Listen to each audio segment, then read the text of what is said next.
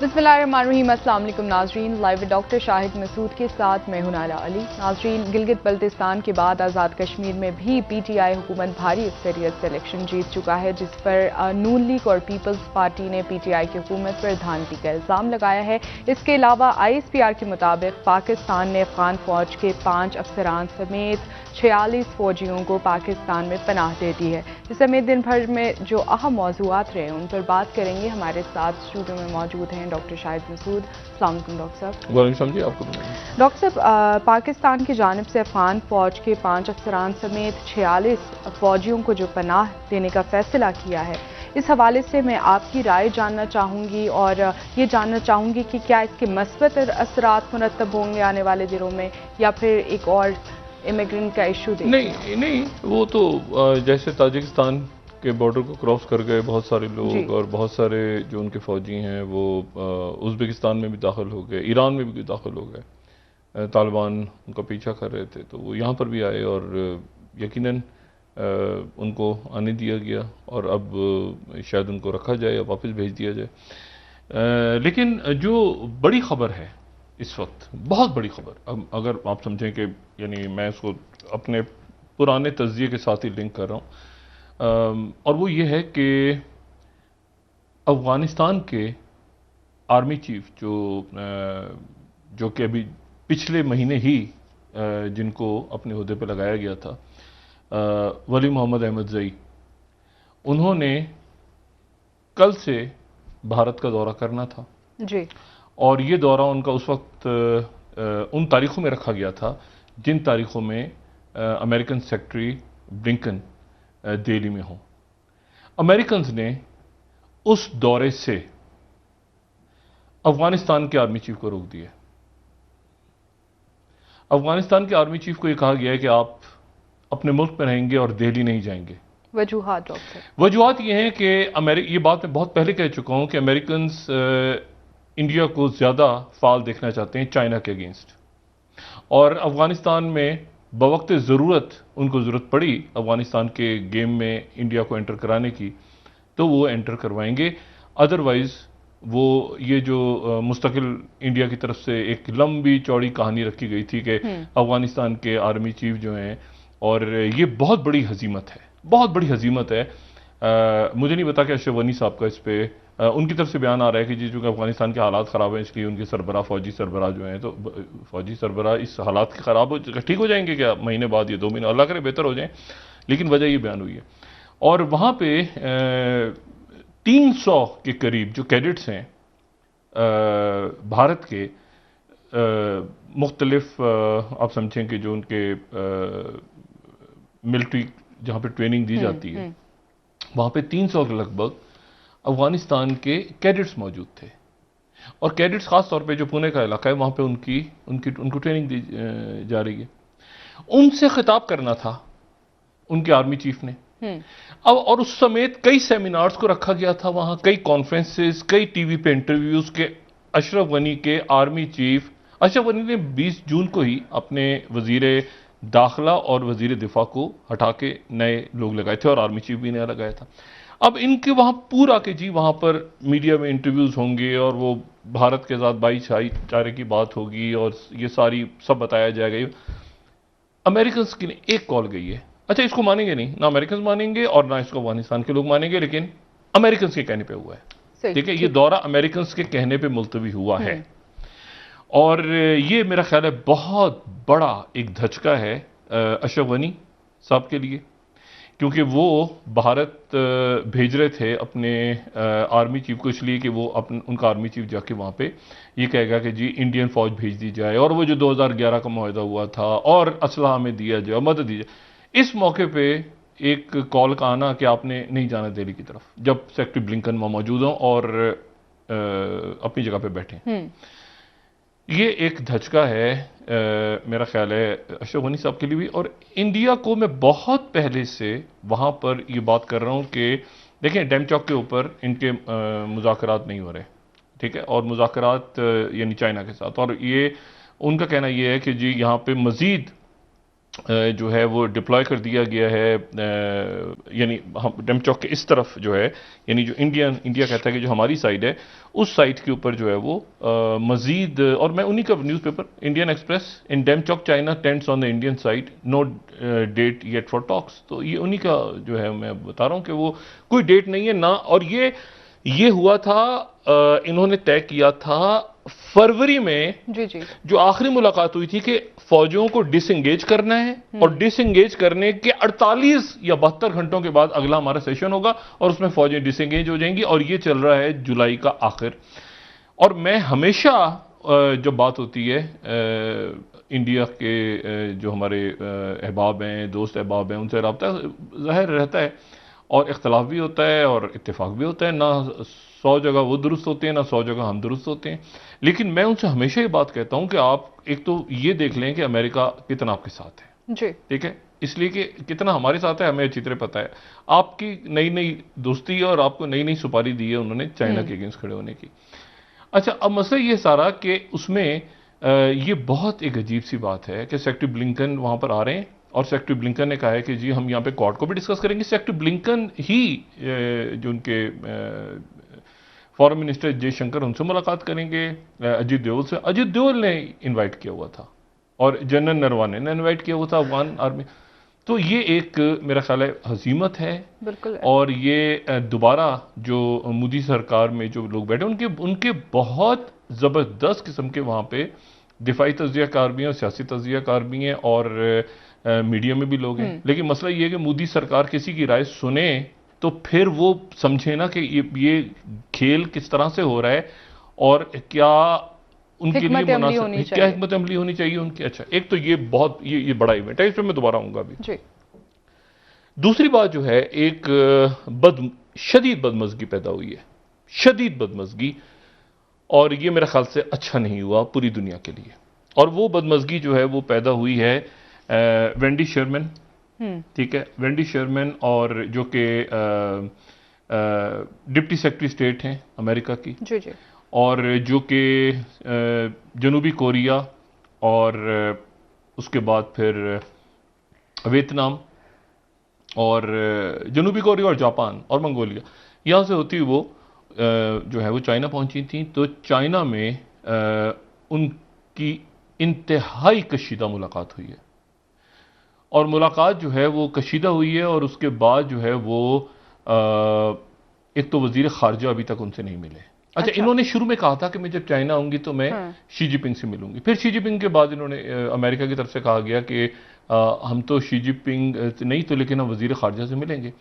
अब जब वो पहुंची वहां पे तो वजीर खारजा भी नहीं मिले, बल्कि उनके नायब वजीर खारजा मिले चाइना के, और नायब वजीर खारजा मिले, और उसके बाद वहां से जो स्टेटमेंट्स आई तो वो स्टेटमेंट्स जो हैं वो इस तरह से आई कि वो उससे ही अंदाजा हो रहा है कि वो वहां पर एक तलखी पैदा हुई और एक रेड लाइंस उन्होंने बताई। और ये यानी मैं ग्लोबल टाइम्स से कोट कर रहा हूं कि उनको क्या कहा।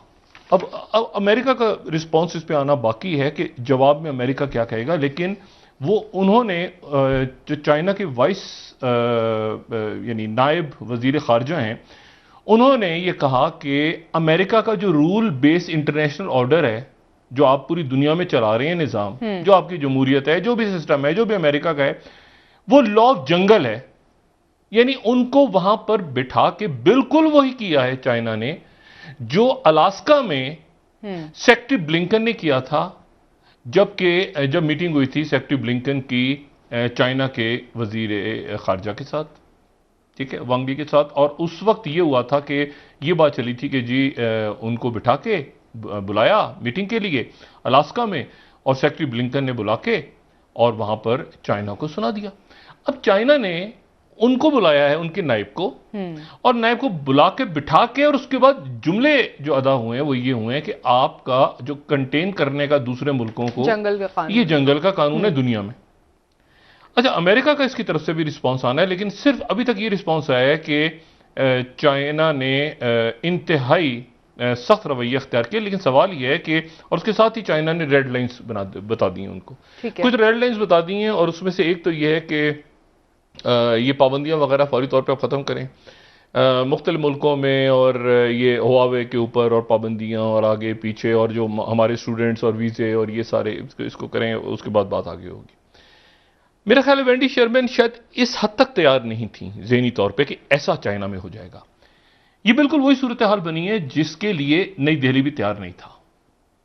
नई दिल्ली भी तैयार नहीं था कि इस तरह से यानी आप यकीन करें कि वहां पर जो इन्होंने अभी अनाउंस नहीं की थी, लेकिन यह था कि अफगानिस्तान के आर्मी चीफ जो पहुंचेंगे तो उनकी कम से कम जो उनके अभी तक वो शो नहीं, लेकिन जो बताया जा रहा था वो ये कि 3 दिन के दौरे में उन्होंने कम से कम 23 प्रोग्राम्स रखे गए थे उनके लिए, इंटरव्यूज, मीटिंग्स, खिताब, जिसकी जो हतमी शक्ल दी जा रही थी काबुल के मुताबिक। अच्छा, और वो इंटरव्यूज थे, ये था सर। अब वो उनको रोक दिया वहां पर अमेरिकन ने कि तुमने यहां से हिलना नहीं है, अफगानिस्तान के हालात खराब है, तुम कहां जा रहे हो घूमने, सैर करने जा रहे हो। और इंडिया जो अपना एक रोल देखता है अफगानिस्तान में, और उनका रोल एक है और रहा है हमेशा, और आगे भी यकीनन कोई ना कोई उनका रोल है, लेकिन अमेरिका ने उनको उठा के साइड पे कर दिया इस वक्त। और साथ ही जो इसके पीछे मफादात क्या हो सकते हैं? नहीं, मफादात ये है कि नहीं, देखिए उनको जो बात है, बात ये सीधी सी कि उनको क्वाड में रखा है। अच्छा, क्वाड दो क्वाड हैं ना इस वक्त। एक तो इंडिया में ये भी इशू है कि असल क्वाड हमें या असल क्वाड में पाकिस्तान है। क्योंकि दूसरा जो क्वाड है उस क्वाड के अंदर तो उज्बेकिस्तान भी है। अच्छा, और वो गया ना सारा IPI, वो क्या था, ईरान, पाकिस्तान, इंडिया पाइपलाइन, और फिर टापी, तुर्कमेनिस्तान और अफगानिस्तान और पाकिस्तान और इंडिया, वो तो गए। अब जनाब ये किसके आइडिया थे? अमेरिकन के लिए ना, टापी बनेगा इंडिया तक। अब टापी को निकाल के आप कह रहे हैं जी उज्बेकिस्तान, अफगानिस्तान और पाकिस्तान। मतलब ये क्या चीज है? मतलब इंडिया किधर गया? इंडिया कहां से वसी एशिया जाएगा? अब देखिए ना, मतलब इधर से ईरान से भी नहीं जा पाएंगे, अब मतलब कहां से ऊपर से, मतलब कहां से जाएंगे? तो मतलब बिल्कुल उनको निकाल ही दिया। ये तो कह सकते थे ना अमेरिकन कि भाई ये जो उज्बेकिस्तान, अफगानिस्तान, पाकिस्तान है, इसको आगे खींच के इंडिया तक ले जाए। उन्होंने बात ही नहीं की ना, ये उनकी तरफ से बात नहीं हुई। उन्होंने पाकिस्तान से, ये नहीं कि पाकिस्तान ने ना की है, अमेरिका ने बात ही नहीं की कि सेंट्रल एशिया को हम मिलाना चाह रहे हैं इंडिया के साथ। अमेरिका ने बात ही नहीं, और उसका नाम भी 100 नाम रख सकते थे, क्वाड ही रखना था नाम उसका।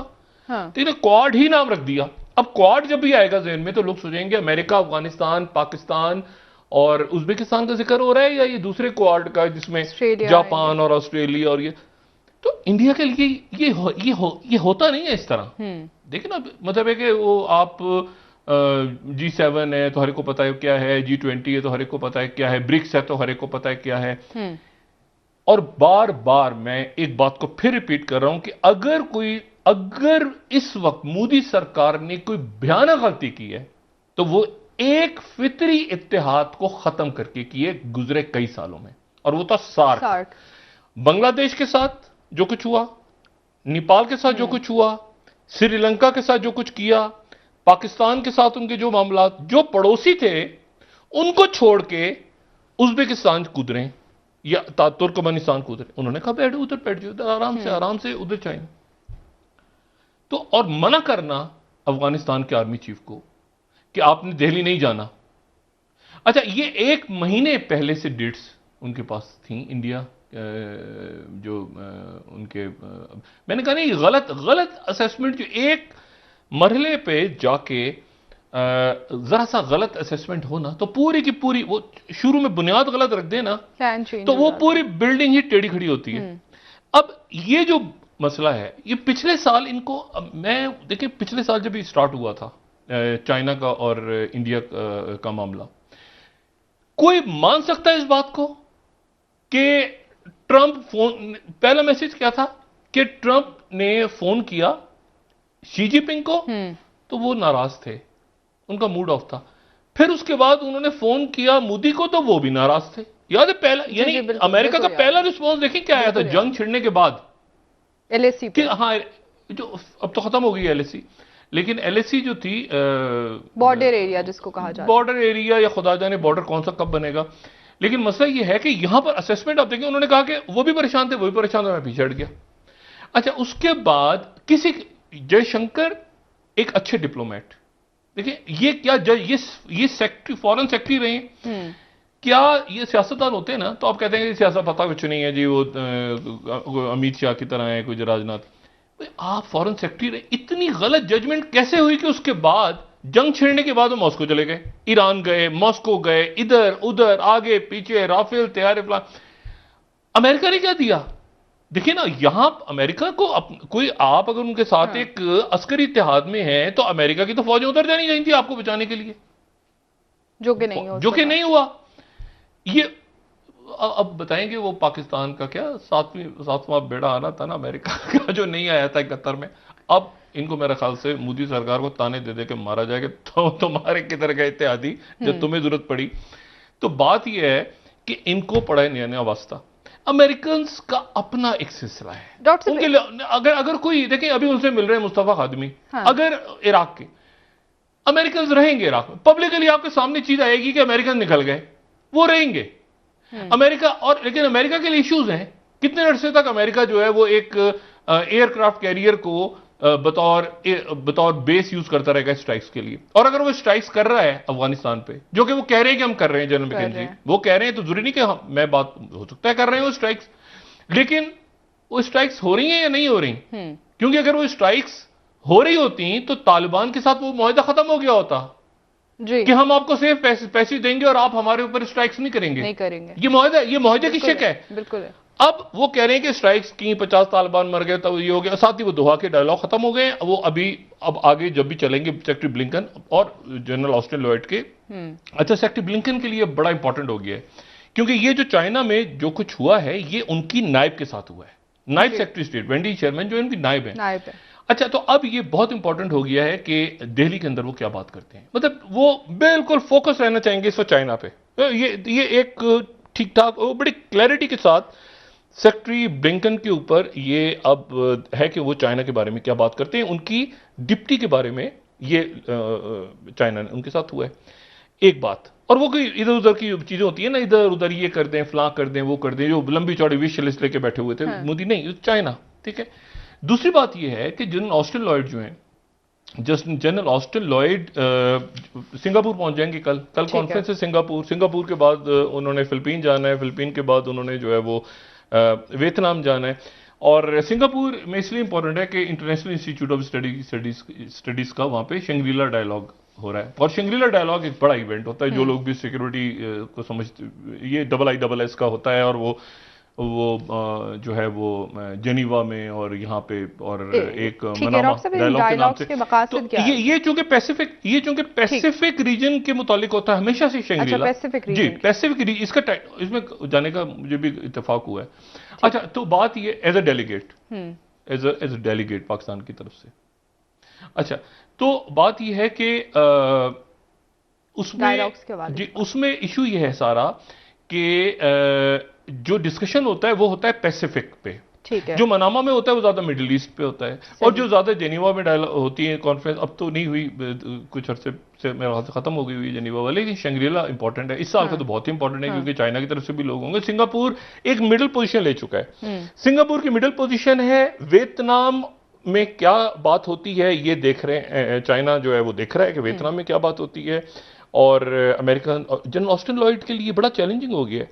जनरल ऑस्टिन लॉयड ये इस तरफ से नहीं आ रहे, वो उस तरफ से आ रहे हैं, यानी अलास्का से आ रहे हैं। अलास्का में बहुत ज्यादा बड़ी अमेरिकन डिप्लॉयमेंट्स हैं। अलास्का का नेशनल गार्ड है पूरा, तो वो बहरुल काहिल से ही आ रहे हैं टूवर्ड्स सिंगापुर। और सिंगापुर रास्ते में एक कमाल की बात हुई है कि ऊपर फजाओं में उन्होंने जो एक अपना ट्वीट किया है जनरल ऑस्टिन लॉयड ने, वो बड़ा इंटरेस्टिंग है। कई हजार, मेरे ख्याल से 30,000 फुट की बुलंदी के ऊपर जहाज इसको तो बड़ा इंटरेस्टिंग मूवमेंट, इंटरेस्टिंग टाइम। ये डॉक्टर एल रेटनर को उन्होंने जहाज में फ्लाई करते हुए देखें। I was please this week to see, अच्छा, Stellar Group National Security Expert, my team, and as we embark on my second trip of Indo-Pacific, I am delighted for the opportunity to administer the oath. अभी जहाज के अंदर oath हो रहा है ठीक है ना। ये 30,000 35,000 या जो भी फ्लाई जहां पे प्लेन कर रहा है, उसमें जनरल ऑस्टिन लॉयड एलिरेटर को जो कि चाइना टास्क फोर्स को हेड कर रहे हैं पिछले 6 महीने से। सही। और ये बाइडेन के बहुत करीब रहे हैं, प्रेसिडेंट बाइडेन हाँ। के, और प्रेसिडेंट बाइडेन के करीब रहे हैं, और उसके बाद उनको ही अब जो है वो एक अहम पोस्ट दे दी गई है इंडो पैसिफिक और उसके हवाले से। ठीक है। एक नया हंगामा शुरू हो गया है। तीसरी बड़ी खबर पाकिस्तान पे भी आते हैं, लेकिन अगर कुछ वक्त है तो मैं उसकी बात करूं। और वो जो इशू है वो बड़े हंगामे हैं, वो बहुत बड़े हंगामे हैं। उनका खात्मा या तो वफा ले लें, सर ब्रेक ले लेते हैं, आप वक्फा लें, और वो इतने बड़े हंगामे जी, जी। हैं कि उसके नतीजे में आप समझें कि उसका एंड कहां पे होगा मैं नहीं जानता। ठीक है। और वो ठीक फूट है। पड़े हैं अचानक। सही सही हो गया डॉक्टर साहब। हेटी क्यूबा को भूल जाएं आप फिलहाल, जहां ये हंगामा फूटा है ना, जहां ये हंगामे शुरू हुए हैं, किस रीजन पे डॉक्टर साहब? आप जरा वक्फा ले लेना। सही हो गया। आपसे मजीद बात करेंगे नाज़रीन, एक ब्रेक हमारे साथ रही है। वेलकम बैक नाज़रीन। जी डॉक्टर साहब, ब्रेक से पहले आप बात कर रहे थे कि खित्ते में नए महाज खुलने वाले हैं और उन महाज का अंजाम क्या होगा, उस हवाले से आप जानते हैं? देखिए, एक तो मैं पहले आपको सिर्फ ये बताऊं कि मैंने जो बात की ना कि ये आप समझें कि लेवल एक नए लेवल पे तलखी चली गई है अमेरिका की और चाइना की बराह रास्त जी। और इसको ये जो आज सुबह मीटिंग हुई, जिसके बाद ये उन्होंने कहा कि जी ये इंटरनेशनल लॉ जो है ये आपका लॉ ऑफ जंगल बन चुका है। इसको CNBC ने किस तरह रिपोर्ट किया अमेरिका से, हमने चाइना का तो देख लिया, ग्लोबल टाइम्स, लेकिन अमेरिका में इसकी रिपोर्टिंग इस तरह से हुई कि tense US China meeting ends, Beijing official says relations are in a stalemate. ठीक है, बीजिंग वालों ने कहा कि ये स्टेलमेट पे हम बिल्कुल रुक गए हैं और किसी किस्म के जो है आगे हमारे ताल्लुकात नहीं चल सकते। और उसके बाद फिर न्यूयॉर्क टाइम्स ने वहां से आज सुबह की, और ये बड़ी देखें दो बड़ी ताकतें, एक मौजूद ताकत बड़ी सुपर पावर और एक इमर्जिंग सुपर पावर, और ये न्यूयॉर्क टाइम्स ले रहा है कि Biden China strategy meets resistant at the negotiating table. ठीक है, और ये न्यूयॉर्क टाइम्स की जो है वो खबर है। तो उन्होंने क्या किया कि सुबह तो मुलाकात हुई जो है वो नायब वजीर खारजा से, और उसके बाद ये मैसेजेस आ गए। ठीक है, ये मैसेजेस के मतलब लॉ ऑफ जंगल और रेजिस्टेंस और सारा। थोड़ी देर पहले वेंडी शर्मन जो है बड़ा चैलेंजिंग रोल, उन्होंने चाइना पहुंचने से पहले वहां पे जो सैलाब वगैरह आ रहे हैं उसके लिए ट्वीट किया था खैर सगाली का। लेकिन चाइनीज को ये अच्छी तरह पता है कि जाहिर है वो अमेरिका को देख रहे हैं कि क्या हुआ उस मीटिंग में जो कि अलास्का में बुला के किया गया था। तो थोड़ी देर पहले वेंडी शर्मन ने अब ये ट्वीट किया, और उन्होंने ट्वीट किया कि मेरी मुलाकात हो गई है वजीर खारजा से जी। और ये उनका ट्वीट है, अगर हम दिखा सकें स्क्रीन पे उनका ट्वीट, उन्होंने वेंडी शर्मन ने ट्वीट किया और वो कह रही हैं कि मेरी वजीर खारजा से सुबह, उनकी नायब वजीर खारजा से उसका जिक्र इन्होंने नहीं किया और ज़ाहिर करना भी नहीं था। अच्छा, अब ये कह रही हैं कि in my meeting with PRC foreign minister Wang Li today I spoke about the United States commitment to healthy competition, protecting human rights and democratic values and strengthening the rules based international order that benefits us all. अच्छा, ये बात कहने में कामयाब हो गई, ठीक है ना, उस इंटरनेशनल ऑर्डर के को जिसको वो लॉ ऑफ जंगल कह चुके हैं। तो इन्होंने चाइना को कह दिया डिप्लोमेट, मैंने आपसे कहा ना कि ये जो आज की दुनिया में इसमें डिप्लोमेसी, जुमले, बात करना, कैसे करना, और कैसे उसको परसिस्टेंटली, कैसे अमेरिकन का अपना एक तरीकाकार है, वो बात कह गई। और चाइना में बैठ के ही ट्वीट उन्होंने किया, ये भी नहीं कि बाहर निकल के। अमेरिका है जाहिर है वो एक्सपीरियंस लोग। अब लेकिन ये जो मैसेजिंग हुई है ना, मैसेज जो गया एक तरफ से दूसरी तरफ, ये अब इसका इंतजार करें आप सेक्रेटरी ब्लिंकन के इंडिया के दौरे का। इंडिया लेके बैठा हुआ था अफगानिस्तान के मामले का, वो एक ठहर जाओ, इसको तो रोको इधर, अब जरा कॉर्ट के ऊपर बात करेंगे नई दिल्ली पहुंच के, अफगानिस्तान को रोको साइड पे। अच्छा, दूसरे जो हंगामे शुरू हुए हैं जो गैर मुतवक्को तौर पे, वो शुरू हो गए ट्यूनिस में। और ट्यूनिस के हंगामों को मैं वहां कम से कम आप पिछले 10 सालों के अंदर कोई 5 दफा मुझे जाने का इत्तेफाक हुआ है ट्यूनिस में। और ट्यूनिस में हंगामे जो शुरू हुए हैं वो ये हुए हैं कि वहां पर उनके सदर ने जो कह सईद हैं, उन्होंने वजीर आजम और पार्लियामेंट को तोड़ दिया, वजीर आजम को बरतरफ कर दिया। ठीक। अच्छा, ट्यूनिस के हंगामों को मैं अहमियत यूं दे रहा हूं, कि आज से 10 साल पहले ट्यूनिस ही था जहां पे अरब बहार शुरू हुई थी, अरब स्प्रिंग शुरू हुई थी। एक सब्जी फरोश ने, मोहम्मद वाजिद जो लड़का था, उसने खुद को आग लगाई थी और आग लगाने के बाद जो है उसने कि जी पुलिस मेरे साथ ज्यादती करती है और पुलिस मेरे साथ ज्यादती करती है और उसने जाके सब्जी फरोश ने आग लगाई थी। उसके बाद ट्यूनिस में हंगामे शुरू हुए थे, ज़ैनुल आबदीन फरार हो गए थे। उसके बाद दिसंबर में ये हुआ था वाकया, उसके बाद जनवरी में वो निकल के चले गए थे। उसके बाद वहां पर जो है वो लेकिन ये वाहिद मुल्क था जहां पर उसके बाद जब जाने का इत्तेफाक हो तो उन्होंने अपने कॉन्स्टिट्यूशन बना लिया था जैसे तैसे करके, और वहां पर उनकी एक पार्टी जिसको ज़ैनुल आबदीन बिन अली, इन्होंने जो है वो उसको बैन रखा हुआ था, हरकतुन नादा। अच्छा, ये हरकतुन नादा इसको 1981 में नहीं, ये बैन थी, ये इसको उन्होंने इजाजत दे दी कि आप जब अरब स्प्रिंग आ गई तो उसमें इनके लोग थे और ये सामने आ गई। 1981 से बैन थी। ये बैन इसलिए थी कि ये अखवान मुस्लिमून के साथ है। अच्छा, ये बैन इसलिए थी कि ये सैयद कुतुब, मिस्र के सैयद कुतुब को फॉलो करते हैं और पाकिस्तान से सैयद अबुल अला मौदूदी का लिटरेचर इनके जो यानी जिससे ये मुतासिर है उसमें मैं इनके लोगों से मिला उसके बाद जाके। उसके बाद ये हुआ कि हरकतुन नादा जो है उसने इलेक्शंस में हिस्सा लिया, वो फाल हो गई, वहां पे फाल हो गई जैसे तैसे करके। लेकिन फिर उसके बाद कुछ ही अरसे के बाद ये हुआ कि वहां पे हुकूमत बनी, लेकिन हुकूमत जब नया आइन बनना था तो वहां पर एक ये मजहबी जमात थी, वो सेकुलर जमातें थी, वो जो है वो सेकुलर प्राइम मिनिस्टर आए, उनका कत्ल हो गया। ठीक है, उसके बाद फिर एक क्योस खड़ा हुआ, लेकिन जैसे तैसे करके प्रेसिडेंट और पार्लियामेंट और स्पीकर चलते रहे। अब ये कुदरती इसके पीछे, इस बाहर के पीछे वहां पर नौजवान जो निकले हैं पिछले चंद महीनों के दौरान, ये वही सूरत हाल जो मिस्र में थी, उन्होंने किसी की बात सुनने से इनकार कर दिया। वो किसी सियासी जमात की बात नहीं कर रहे और जो सदर हैं सैयद कईस, वो पॉलिटिकल नहीं है, वो वहां पर मुख्तलिफ अरब यूनिवर्सिटीज में पढ़ाते रहे हैं एज ए प्रोफेसर रहे हैं। वो पॉलिटिकल उनका कोई लंबा चौड़ा बैकग्राउंड नहीं है। अभी वो 1-2 साल पहले ही वो आके और वो जैसे होता है ना टेक्नोक्रेट से, तो उन्होंने जो है वो वहां पर प्राइम मिनिस्टर को बरतरफ किया। उसके बाद पूरी पार्लियामेंट तोड़ दी, उस पार्लियामेंट में हरकत नादा भी है, बाकी जमातें भी सेकुलर, सबको फारिग कर दिया। और वहां पर जनाब अब इस वक्त मारकुटाई हो रही है और नौजवान सड़कों पर निकले हुए हैं और इन्होंने कहा है कि अगर किसी ने हथियार उठाए तो मैं आर्मी को कहा है प्रेसिडेंट ने क्या शूट कर दिया जाएगा, गोली मार दी जाएगी। अब इसके ऊपर जनाब तुर्की से लेके सऊदी अरब से लेके तुर्की से लेके मिस्र से लेके, क्योंकि ये अरब स्प्रिंग जो है ना, देखिए अच्छा लेबनान पहले डिस्टेबलाइज है, ये मैं आपको बता दूं। अच्छा, ये हुआ क्यों है? हुआ इसलिए है कि जिन लोगों को मौका मिला पावर में आने का उसके बाद, यानी मैं जब गया वहां पर ट्यूनिस उसके बाद, तो एक तो नौजवानों को मजीद कोई खुशहाली आ गई, एक डिक्टेटर्स चले गए, भाग गए, तो कुछ अच्छा उनको कोई नौकरियां बढ़ गई, कोई करप्शन खत्म हो, ऐसा नहीं हुआ ट्यूनिस के अंदर। और ख़ास तौर पे पिछले साल 1.5 साल में जब से ये कोविड आया और उससे पहले माशी बहरान और पहले पॉलिसीज इन फाइटिंग गालियां दे रही दूसरे, मतलब एक अजीब, वहां शुरू में बड़ा अच्छा था, यानी 2014, 15, 16, ये 17, 18 में गड़बड़ होनी शुरू हो गई थी वहां पे। ठीक है, और वहां पर जो है वो मुख्तलिफ लोग, मुख्तलिफ बातें, ग्रुप, तो वहां पर जनाब अब ये सड़कों पे लोग निकले हैं दोबारा और लीडरलेस हैं।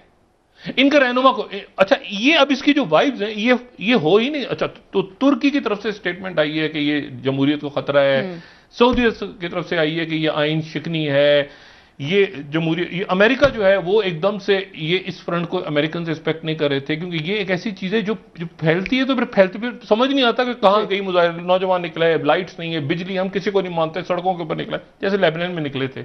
और लेबनान लीडर्स है, साथ हरेरी भी चले गए।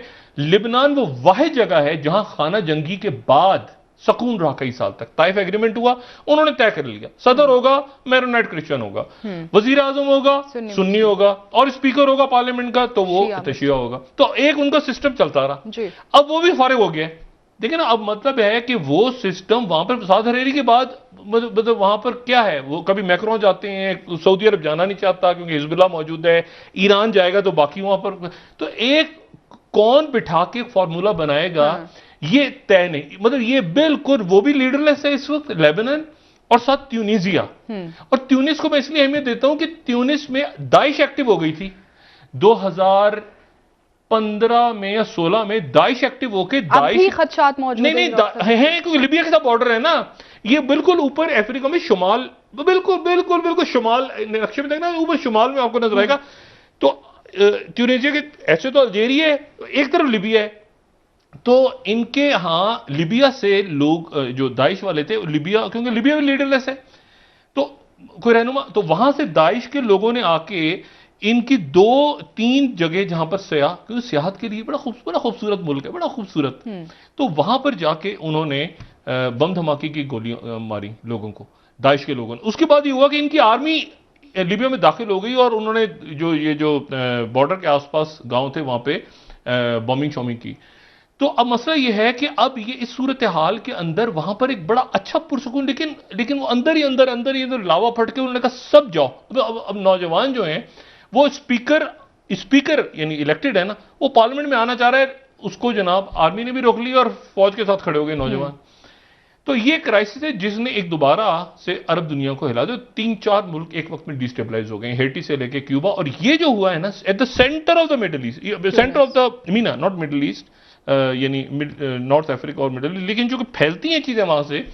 और ट्यूनिस का एक नाम ऐसा है कि ट्यूनिस में शुरू हो गए हंगामे, तो फिर एक सारी दुनिया जरा थोड़ा सा, खास तौर पे अरब वर्ल्ड, और ये उस वक्त हो रहा है जब मुस्तफा खादमी जो हैं आज इराक के जो वजीर आजम हैं उनकी प्रेसिडेंट बाइडेन से मुलाकात हो रही है, और बयान ये आएगा कि अमेरिका अपनी फौजें निकाल रहा है। अमेरिका फौजें निकालने का मतलब ये हरगिज नहीं है कि उनकी खलाई मखलूक भी चली जाए, ठीक है। अफगानिस्तान से फौजें अगर उनकी निकल गई हैं तो खलाई मखलूक मौजूद है, खलाई मखलूक है मौजूद की है, बिल्कुल है, ठीक है ना, प्रॉपर खलाई मखलूकें अमेरिका की मौजूद हैं। और इसी तरह से उनकी खलाई मखलूकें जो हैं वो रहेंगी इराक में भी, उनकी खलाई मखलूकें हर जगह हैं, ठीक है, हर जगह हैं, चाइना की भी हर जगह हैं, बहुत सारी, मतलब साइबर स्पेस ऊपर भी तो हो रही है ना, ये मैं उसका जिक्र कर रहा हूं, इसको गलत तरफ ना ले जाए, खलाई मखलूक को कहीं पाकिस्तान की सियासत की तरफ ना ले जाएं। ये मैं साइबर, इसका मतलब है साइबर वॉर, मतलब ये मतलब है मेरा खलाई मखलूक से। तो बात ये है कि वो अब वो आपको कहते हुए नजर आएंगे कि यहां से हम जा रहे हैं, क्योंकि उसकी वजह यह है कि मशरिक वुस्ता में एक नई डिवीजन जन्म ले रही है, और वो डिवीजन ये है कि एक तो सऊदी अरेबिया और यूएई के दरमियान मामला बहुत ज्यादा, मतलब हर मुल्क अपने आप को देख रहा है। तो यूएई जो है वो सऊदी अरब साथ भी हैं, लेकिन उनके अंदर इख्तलाफात भी मौजूद हैं, और खासतौर पर सऊदी अरब जो है वो इस बात पे, यूएई की अपनी फॉरेन पॉलिसी है, लेकिन सऊदी अरेबिया के अंदर थोड़ा सा ये है कि यूएई ने हुतीस के साथ खामोशी से एक बैकडोर चैनल खुला रखा है, और सारे हमले हमारे ऊपर हो रहे हैं हुतीस के, यूएई पे। अब यूएई अपनी पॉलिसी चलेगा, तो यूएई के अंदर जो है उनके बिल्कुल आप समझें कि उन्होंने अपना बैकडोर चैनल खुला रखा हुतीस के साथ भी और ईरान के साथ भी। अच्छा, और वो सऊदी अरब से डिफरेंट रहा। दूसरी जो डिवीजन जन्म ले रही है वो ले रही है कि तुर्की आना चाहता है अफगानिस्तान सिक्योरिटी के लिए, लेकिन तुर्की को, जो मैंने पहले भी बात की, कि नहीं आने देना चाहते। एक तो रशिया, उनका रोल चाहता है कि अब दोबारा यहां पर वस्ती एशिया में तुर्की का रोल ना बने, ठीक है ना। 150-200 सालों की जो 12 जंगें तुर्की और सल्तनत उस्मानिया और रशिया के दरमियान हुई हैं, उसकी मेमोरीज तो हैं। अच्छा, तो वो टर्की जो है वो अब इस वक्त उसने, लेकिन टर्की मैंने कहा ना उर्दूगन इंटेलिजेंटली प्ले करेंगे, उन्होंने बिल्कुल पीछे अपने आप को किया कि इस वक्त इंडिया को ही नहीं जगह मिल रही, की बात कर रहे हैं, मतलब देखिए इंडिया को, मतलब टर्की रोल प्ले करेगा, लेकिन उनके जो इलाके थे ना, उज्बेक, ताजिकिस्तान, उज्बेकिस्तान, वहां पर रशिया आ गया है। मतलब रशिया अपनी फौजी मशकें कर रहा है वहां पे, कहां पे कर रहा है? ताजिकिस्तान में, उज्बेकिस्तान में, वो जहां ताजिक और उज्बेक सरदार शुमाली इत्तेहाद के मौजूद थे, जहां पर लेवरेज था टर्की का, अब वहां पर आगे बैठ गए रशिया, और वहां पर जनाब 5 अगस्त एक्सरसाइजेस के। अच्छा, और उसके बाद इशू ये है कि जो सेकंड पाइपलाइन रशिया की जो पाकिस्तान में इन्वेस्टमेंट है, कि अब ये बात बहुत इंपॉर्टेंट है। ये आपको पता है, ये जो मैंने बात की थी कि रशिया पाकिस्तान में जो इन्वेस्टमेंट कर रहा है लाहौर से कराची तक, ये क्या है? कतर से जो एलएनजी आएगी ना, वो इस पाइपलाइन के थ्रू लाहौर तक आएगी। ये 1100 किलोमीटर, सही, ठीक है। और इसको बनाने वाले यानी रशियंस भी पाकिस्तान के अंदर आके उनकी कंपनी है। ये जो पाइपलाइंस का खेल है ना, पाइपलाइंस का जाल और सड़कें और रेलवे और जनाब जो सी लेन्स और ये खेल है सारा, ठीक है ना, कि कहाँ से सेमी कंडक्टर्स, कहाँ से रेयर, किसी न किसी बहाने कहीं ना कहीं मौजूद नहीं, होना खेल यही है ना सारा, ठीक है। जिसके पास ज्यादा डाटा है, जिसके पास ज्यादा रास्ते हैं, जगह ज्यादा है, रिसोर्सेज हैं, जगह हैं, बेसिस हैं, बंदरगाहें हैं। बिल्कुल बिल्कुल। सर ब्रेक ले लेते हैं, वापस आके आपसे मजीद बात करेंगे। नाज़रीन एक ब्रेक हमारे साथ रहिए। वेलकम बैक नाज़रीन। जी डॉक्टर साहब, कोविड केसेस में एक अरसे बाद दोबारा से इजाफा होना शुरू हो गया। पाकिस्तान में एक बड़ी तादाद में केसेस आज रिपोर्ट हुई हैं। क्या हिफाजती इक़दाम नहीं किए जा रहे? वैक्सीनेशन का फुकदान है कि मसाइल कहाँ पे, कहाँ मसला? नहीं जी, मेरा तो ख्याल है कि इसमें लोग जहाँ तक केयर कर सकते हैं वो केयर कर रहे हैं, जहाँ तक जो है वो लोगों को बात समझ में आ रही है, लोग उसको फॉलो कर रहे हैं। लेकिन एक जो बात है ना वो ये है कि वैक्सीन लगाने के बावजूद लोगों को, मैं आपको इसमें एक बड़ी बुनियादी सी बात में इसमें इजाफा कर दूं कि डेल्टा वेरिएंट जो है इससे ज़्यादा ये खौफनाक क्यों है। डेल्टा वेरिएंट एक तो तकरीबन 1000 गुना ज़्यादा वायरल ओवरलोड है इसका, ठीक है। यानी आप अगर पहला ओरिजिनल वायरस किसी जगह पे है तो जितना अंदर जाएगा, हाँ। जितना मैं सांस के जरिए अंदर ले सकता हूं, उससे 1000 गुना ज्यादा। अगर पहले एक पार्टिकल छोटा सा जाता तो 1000 जाएंगे। तो अगर यहां पर कहीं डेल्टा वेरिएंट है तो वो वायरल ओवरलोड 1000 गुना से 1200 तक, ठीक है ना। ये दो फिगर चल रही है, पहली बात। दूसरी बात यह है कि इसमें पीसीआर का इशू, पीसीआर टेस्ट का इशू बड़ा अजब है। वो इशू ये है कि जो देखिए इसमें तो ये था ना कि कोई अलामत आई, और अलामत जैसे उसमें शुरू में था कि जी खांसी हो गई, बुखार हो गया, वो पिंक आइज हो गई, ये हुआ, बंदे ने कहा जिस्म टूट रहा, बंदे ने जाके अपना टेस्ट कराया, टेस्ट पॉजिटिव दिया, नेगेटिव आ गया। इसमें मसला ये है कि ये इतनी तेजी के साथ ये फेफड़ों तक पहुंचता है, मल्टीप्लाई तेज हो रहा है ना, इतनी तेजी के साथ फेफड़ों तक पहुंचता है कि पीसीआर टेस्ट इसमें, यानी आपको अलामत होगी तो पीसीआर टेस्ट के लिए, जो मैंने पहले भी कहा था ना कि एक तो अलामत से आप जरा वो रखें। प्रॉब्लम यह है कि अलामत आते आते लंग्स तक ही जा चुका है जी। यानी पहली जो अलामत आई ना, वो जो ओरिजिनल था कोविड, वो ये था कि हलक तक, नाक तक, तो यहां से स्वाब, ऐसे ना स्वाब लिया और यहां से लिया। इसमें वो स्वाब वाला चक्कर, उससे ज्यादा ये वो डायमर और IL-6 और वो, मतलब ये वहां तक चला जाता है फिर मामला, क्योंकि लंग्स इन्वॉल्व हो गए ना, तो आपने स्कैन करवाना है। मतलब एक बंदा जिसको अब आज की जैसे जस्टिस फाइज ईसा साहब, उनको कोविड हुआ, अल्लाह का शुक्र है उनको, उनके अहलिया की तबीयत खराब है। ये और बेशुमार लोग हैं, मैं तो मिसाल से दे रहा हूं कि अल्लाह ताला अदनान सिद्दीकी साहब को, बाकी शख्सियात को, हमारे अली जैदी साहब को भी, सबको सेहत दे अल्लाह ताला, जितने भी लोग तमाम दुनिया में। इशू क्या है कि अब उनका टेस्ट क्या हो रहे होंगे, उनका सीटी यानी लंग्स का स्कैन हो रहा होगा, क्योंकि डेल्टा के अंदर ये, यानी मैं खास में समझाने में जी, बिल्कुल, बिल्कुल। कि यानी ये नहीं है कि सिर्फ वो पॉजिटिव आ गया, नेगेटिव आ गया तो उससे आगे नॉर्मल कोविड का टेस्ट वो नहीं होगा, लंग्स। हाँ, मतलब जब तक आपको अलामत आएंगी तो ये लंग्स तक जा चुका है, ये लंग्स तक जा चुका है, तो आपने उसके बाद आइसोलेशन में और तेजी के साथ स्टीरॉइड दवाइयां यूज करने होंगे। मतलब जो भी मैं नहीं स्टीरॉइड नहीं कह रहा, जो भी डॉक्टर्स आपको दें, जो भी हॉस्पिटल। लेकिन एक बात ध्यान में रखें कि मतलब इस चक्कर में ना रहें कि जी, मतलब जब आपको हुआ है ना, मतलब जब आपको कोई भी साइन आया है तो समझ जाएंगे ये ऑलरेडी फेफड़ों तक जा चुका है, क्योंकि इसकी मल्टीप्लिकेशन तेज हो रही है जी।